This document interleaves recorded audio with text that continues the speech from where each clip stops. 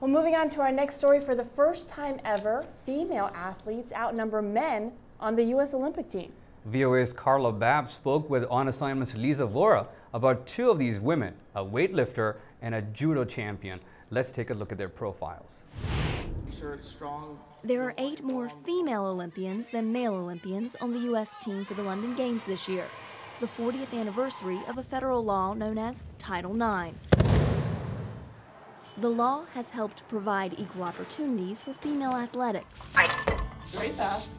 Let's start by talking about one of the 2 female athletes competing, Holly Mangold. Yes, Holly Mangold is amazing. She is the super heavyweight in weightlifting, and she has really excelled over the past year and a half. She is going to the Olympics ahead of her time, really. If I wasn't a professional weightlifter, I don't know what I'd be doing. So I'm very privileged to have this chance and have those amazing women before me that kind of just paved the way. In high school, she played football. That's right. Holly has always been pushing the limits for women. And when she was in high school, she wanted to play the linebacker position for American football. And there had been women before who had played it as kickers, but no one in her state of Ohio had played a position where you tackle and you push with the men, and she did it, and she did it well. That's Mangold in the center. She says that experience pushed her to her current sport. My coach said, well, you're pretty strong for a female. I took it as a compliment. I'm pretty sure it was meant as an insult. And because of that, I decided to go into powerlifting, and then after powerlifting, I went into Olympic weightlifting. Once she got into weightlifting, she told VOA that she was a bit of a party girl, and she didn't really have that focus, that drive that the Olympic athletes need. But she got that push from her friends, and once she did that, she forced herself to stop partying, to wake up early, to train harder, to train longer, and she just blew everyone away this year. The rise has not been easy. At about 160 kilos, Mangold is not exactly your stereotypical Olympian. People will say stuff about my weight and how crazy it is, but you know what? It's me. I've been this size forever. Now let's go to the second girl, Kayla Harrison, who is already a judo world champion. At the beginning of the piece, you mentioned that she actually started this as a hobby, as self-defense. Right, she started when she was a little girl. Her mother put her into classes and wanted her to learn self-defense, as you said. I loved to fight.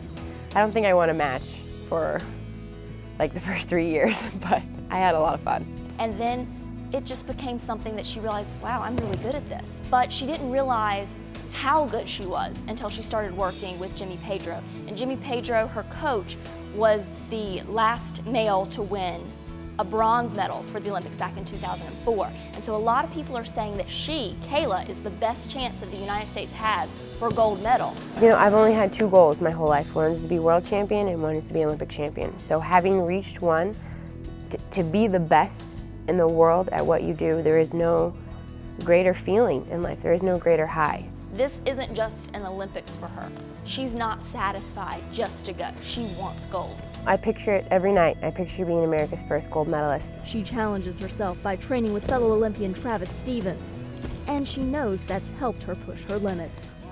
The U.S. Olympic Committee did something this year. They always have an expo where they get to showcase the athletes, showcase the Olympians, and allow an opportunity for reporters to talk to these amazing athletes. But this year, they did something a little different. They had demonstrations as well. So we were able to go and see Holly do her weightlifting. We were able to go see Kayla with her judo. And it was just a really new look on things, and it really made reporters appreciate the sports. Yeah, I bet you the energy was amazing over there.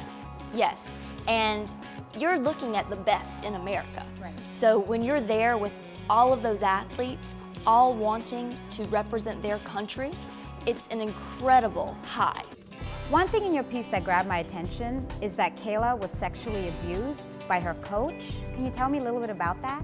She was when she was a young teenager, and like you said, it was by her coach, of all people. And a coach for an athlete, I'm an athlete as well, and your coach is your hero, your mentor. I remember what it was like to be a victim, and I remember, you know, how it felt and the taboo around it.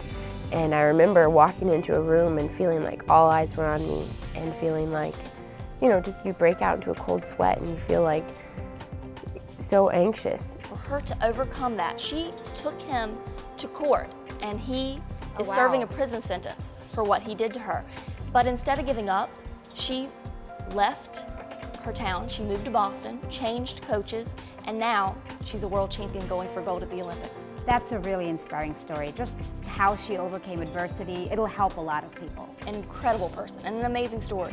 Yes, it happened to you, but it doesn't define you. And yes, it's going to be tough, but you can't let it control your life. You have to say something. You have to speak out. You have to be strong.